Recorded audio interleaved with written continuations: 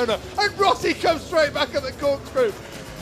We haven't seen action like this as Rossi runs off.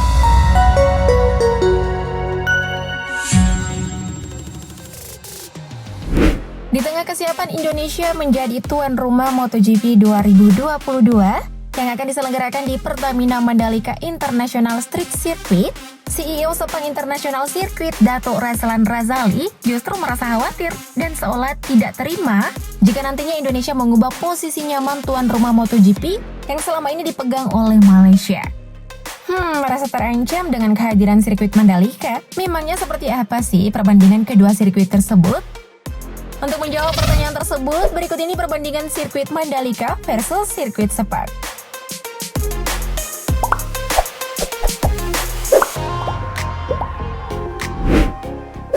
Awal pembangunan. Pembangunan sirkuit Mandalika adalah sebuah kebanggaan tersendiri untuk Indonesia di kancah balapan internasional, terutama MotoGP. Pembangunan sirkuit Mandalika diawali dengan land clearing atau pembebasan lahan dan galian tanah. Selanjutnya dalam proses pembangunannya, PT Indonesia Tourism Development Corporation atau PT ITDC mendatangkan beberapa bahan dari luar negeri, seperti aspal dari Inggris dan pagar pembatas dari Jerman. Penggunaan bahan tersebut tidak lain adalah bagian dari upaya menjaga kualitas pembangunan sirkuit. Tidak heran jika sejak awal pembangunannya saja, sirkuit ini sudah mencuri perhatian mata dunia.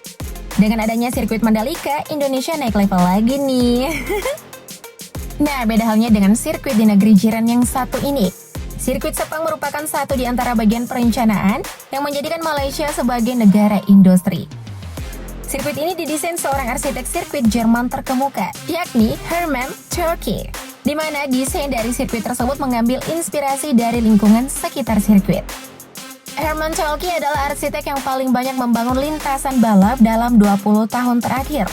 Di antara banyak kreasinya, Sepang dianggap menjadi salah satu sirkuit paling disukai pembalap dan dianggap sebagai sirkuit terbaik di dunia.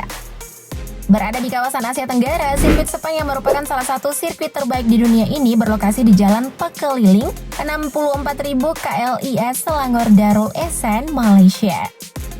Berada di lokasi tersebut membuat sirkuit Sepang terkenal memiliki kelembaban yang tinggi. Tidak heran jika beberapa balapan yang pernah digelar di sirkuit ini pernah diganggu oleh hujan, yaitu pada tahun 2012, 2016, dan 2017.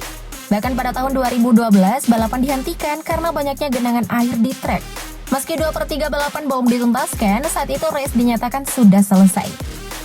Sama-sama berada di kawasan Asia Tenggara, sirkuit Mandalika berlokasi di Jalan Raya Mandalika, Lombok, Nusa Tenggara Barat, Indonesia.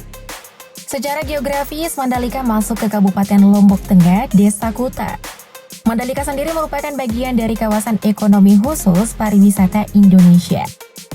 Berada di kawasan ekonomi dan pariwisata, sirkuit ini berkonsep street race, dibangun dalam kawasan The Mandalika yang merupakan destinasi pariwisata kelas dunia. Sirkuit ini dibuat terbuka dan menyajikan pemandangan bukit dan pantai. Wah, pasti keren banget ya. Tentunya pemandangan Laut Lombok sudah terkenal di dunia akan keindahannya. Hal itu membuat sirkuit Mandalika akan memanjakan para pembalap dan penonton yang akan hadir di sirkuit yang memiliki luas lintasan lebih dari 30 hektar tersebut.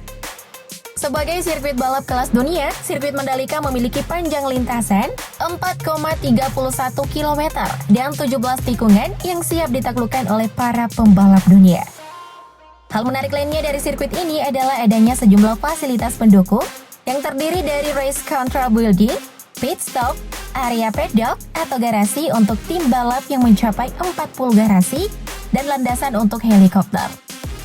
Sedangkan Malaysia sendiri membangun sirkuit Sepang di atas lahan seluas 2.300 hektar dengan berbagai fasilitas lengkap di dalamnya. Bahkan di area sirkuit Sepang juga terdapat sebuah pusat medis yang menyediakan tempat untuk melakukan operasi kecil saat terjadi sebuah insiden. Dengan berbagai fasilitasnya, Sepang berhasil meraih standar FIA dan FIM serta berkualifikasi untuk menyelenggarakan F1 sampai tahun 2017. Dan MotoGP pada tahun 1999 sampai seterusnya. Pada area lintasan sirkuit Sepang memiliki 15 tikungan dan 8 lintasan lurus dengan lebar minimal 16 meter. Namun di beberapa bagian lebarnya mencapai 20 meter sehingga menambah kemungkinan adanya overtaking pembalap. Ada 3 jenis layout yang dapat digunakan di Sepang, yakni Grand Prix Circuit 5,543 km, North Circuit 2,706 km, dan South Circuit 2,609 km. Dengan panjang lintasan 5,543 km, Sepang menjadi lintasan terpanjang kedua di musim MotoGP 2018 dan hanya kalah dari Silverstone.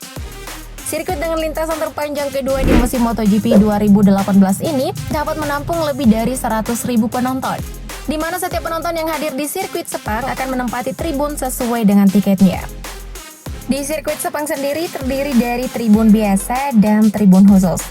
Untuk tribun biasa terdiri dari SAC Racing Team K2 Uncovered, F Grandstand, dan Main Grandstand. Sedangkan untuk tribun khusus terdiri dari tribun VR46 K1 dan tribun Marquez. Kedua tribun tersebut merupakan tribun khusus untuk kedua pembalap dunia tersebut. Dengan adanya tribun khusus VR46 K1 dan Marquez, tentunya hal ini menjadi daya tarik tersendiri bagi penggemar kedua pembalap tersebut. Sedangkan sirkuit yang memiliki panjang lintasan 4,31 km ini dapat menampung sekitar 195.700 penonton. Sejauh ini sirkuit Mandalika memiliki 3 jenis tribun yang terdiri dari tribun berdiri, duduk, dan VIP atau Hospitality Suites. Nah, untuk tribun berdiri, penonton bisa menyaksikan pertandingan dari perbukitan yang berada di sekitar sirkuit. Di sana ada 2 bukit yang bisa menampung lebih dari 30.000 orang.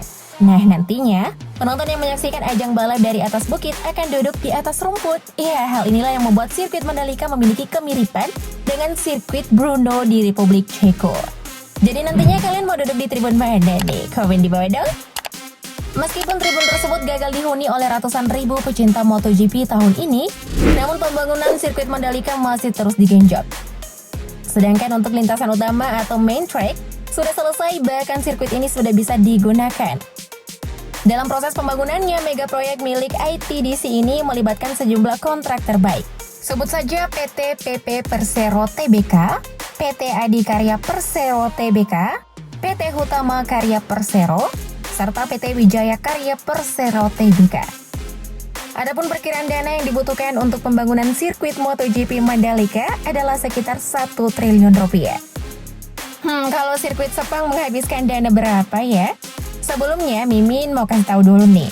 Pembangunan sirkuit Sepang ini mempekerjakan lebih dari 1.000 orang dan dimulai pada Desember 1996. Serta seluruh konstruksinya selesai 14 bulan kemudian. Nah, untuk pembangunan sirkuitnya sendiri sudah selesai pada November 1998. Adapun biaya yang digunakan untuk pembangunan sirkuit Sepang adalah 12 juta US dollar atau sekitar 169 miliar rupiah. Intinya, kedua sirkuit tersebut memiliki keunggulan dan keunikan masing-masing. So, apa tanggapan kalian mengenai kedua sirkuit tersebut? Komen di bawah ya. Thank you, Blood Lovers!